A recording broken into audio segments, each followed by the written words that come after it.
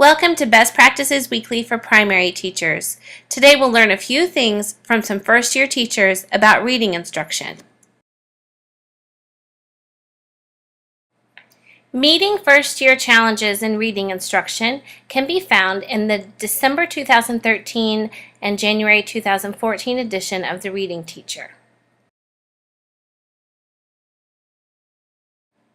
Meeting first-year challenges in reading instruction traces the school year of two first-year teachers, Marco and Destiny, fresh out of college, and it really studies them and how they approach their reading instruction to see if their education program prepared them well for what they would face in the classroom. So we'll look at each teacher individually and their challenges and their successes. And first we'll look at Marco. Marco, when he came to his first teaching job, was explained that he had a boxed basal curriculum set. He was told that he was to have high fidelity to the program, and there was a pre-made pacing guide, and he was strongly encouraged not to detour from it very much. So Marco was really worried about being able to really tailor the skills and strategies that his own classroom would need, because he felt like the parameters that he was given from his school did not really allow him to detour any from the basal or from the pacing guide.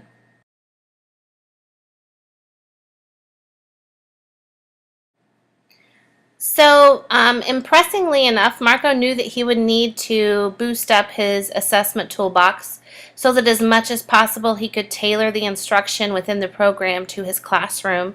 So he collaborated with other grade level teachers to find some formative assessments and some progress monitoring tools.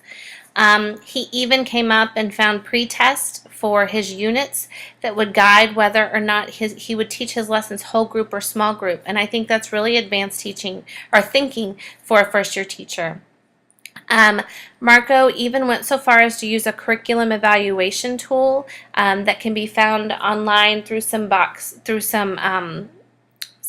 programs as well, and found that his basal was very weak in vocabulary instruction, which we all know is tied closely with reading proficiency. So he supplemented his vocabulary with closed and open word sets.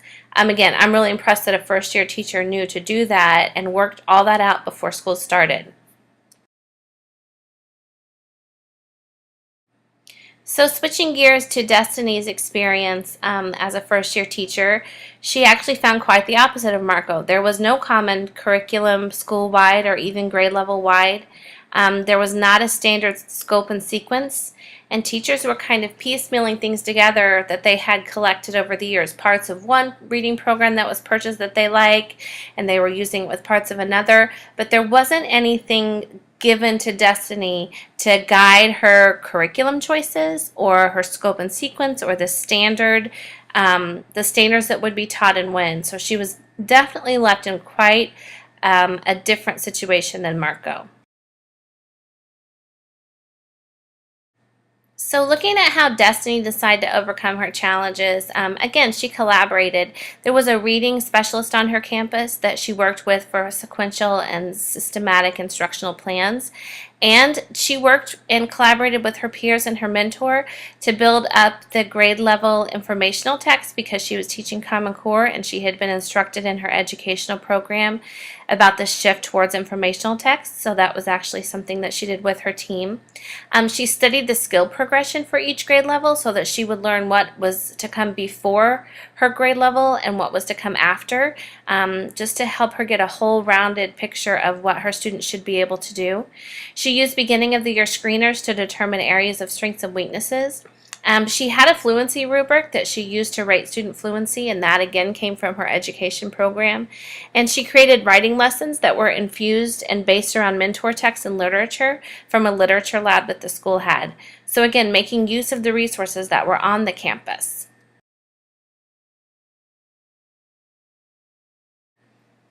So thinking about what we can learn from Marco and Destiny, I kind of think that as primary teachers we can focus in on learning that no one reading program is going to fill every need that we have in the classroom.